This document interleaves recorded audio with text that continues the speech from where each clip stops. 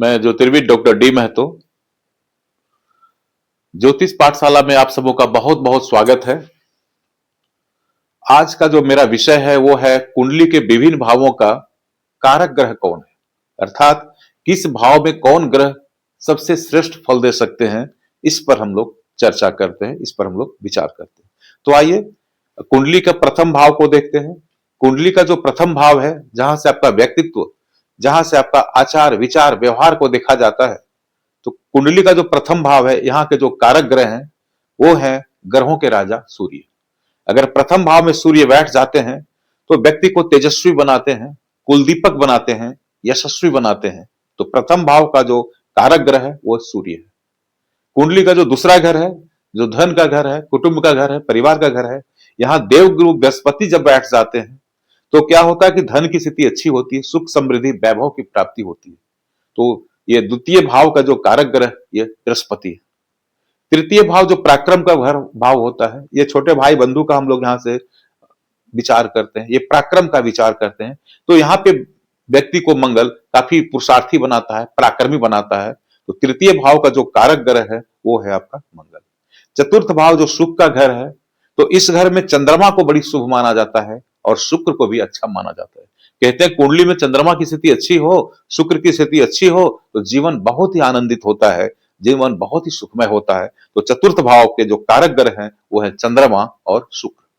पंचम भाव जो है बुद्धि विद्या का घर है, संतान का घर है। यहाँ पे बृहस्पति का बैठना शुभ माना जाता है, अर्थात पंचम भाव का जो कारक ग्रह है वो है देवगुरु बृहस्पति। षष्ठ भाव जो है रोग का घर है, ऋण का घर है, शत्रुता का घर है। इस भाव में जब शनि बैठ जाते हैं तो शत्रु हंता योग बनाते हैं, अर्थात सब पर डोमिनेट हो जाते हैं, सब पर हावी हो जाते हैं। तो षष्ठ भाव में शनि कारक माने जाते हैं। कहीं कहीं मतांतर से यहाँ राहु का बैठना, मंगल का बैठना उनको भी कारक माना जाता है। और सप्तम भाव जो सबसे अहम भाव होता है, जो हमारा जीवन साथी का घर होता है, कंजुगल लाइफ को बताता है, यहाँ पे शुक्र का बैठना खूब अच्छा माना जाता है। शुक्र ही संसारिक सुख को देने वाले ग्रह हैं, तो यहाँ पे शुक्र का बैठना शुभ माना जाता है। सप्तम भाव का जो कारक ग्रह है वो शुक्र है। अष्टम भाव जो है आयु का घर है, चोट चपेट दुर्घटना का घर है। यहाँ पे कोई भी ग्रह को शुभ नहीं माना जाता है, यहाँ तक कि अष्टम भाव खाली रहे उससे भी अच्छा माना जाता है। लेकिन शनि चूंकि आयु के दाता होते हैं, आयु को लंबी करते हैं, इसलिए शनि ही अष्टम भाव के कारक होते हैं। तो अष्टम भाव में जब शनि बैठ जाए इसे हम लोग अच्छा मानते हैं। नवम भाव जो भाग्य का घर है, तो भाग्य के घर में बृहस्पति का बैठना शुभ माना जाता है। देवगुरु बृहस्पति जब नवम भाव में बैठ जाते हैं तो व्यक्ति आध्यात्मिक विचार का होता है, उदार विचार का होता है और उसका भाग्य बहुत अनुकूल होता है। तो नवम भाव के जो कारक ग्रह है वो है देवगुरु बृहस्पति। दसम भाव जो है आपका स्टेटस है, आपकी नौकरी है, आपका रोजगार है, आपका प्रभुत्व है, आपका सामाजिक प्रतिष्ठा है। तो यहाँ पे शनि का बैठना, मंगल का बैठना, सूर्य का बैठना ज्यादा अच्छा माना जाता है। तो यहाँ पे शनि, मंगल या सूर्य ये तीनों ग्रह यहाँ के कारक माने जाते हैं। मतांतर से कुछ लोग केवल मंगल को अच्छा माना जाता है, क्योंकि ज्योतिष कहता है दसमों अंगार को जह गेह कुलदीप का, अर्थात दसम भाव में मंगल हो वह व्यक्ति कुलदीपक होता है।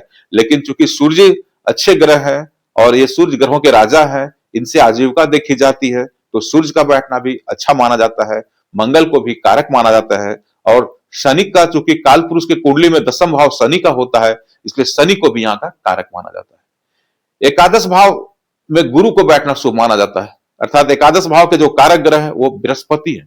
और बृहस्पति क्या करते हैं, सुंदर ढंग से धन की प्राप्ति कराते हैं और उनकी दृष्टि पंचम भाव पर पड़ती है, जो बुद्धि भी देते हैं, विवेक भी देते हैं, ज्ञान भी देते हैं। इसलिए एकादश भाव गुरु का भाव है। एकादश भाव का जो कारक ग्रह है वो है देवगुरु बृहस्पति। द्वादश भाव जो है खर्च का घर है, शैया सुख का घर है, विदेश यात्रा का घर है। तो ये खर्च का घर है, तो यहाँ पे शुक्र का बैठना शुभ माना जाता है, इसलिए 12वां घर में शुक्र को कारक माना जाता है। मतांतर से अलग अलग ज्योतिषियों का अलग अलग कुछ मत होता है, लेकिन अगर औसतन देखा जाए तो द्वादश भाव में शुक्र को कारक माना जाता है। मुझे उम्मीद है आप इसे समझेंगे, आप इसे बेहतर ढंग से जानेंगे, तो आपको आगे ज्ञान अर्जन करने में सुविधा होगी, सहूलियत होगी। तो इसे आप स्मरण कर लेंगे ताकि आपको सहूलियत हो, सुविधा हो। धन्यवाद।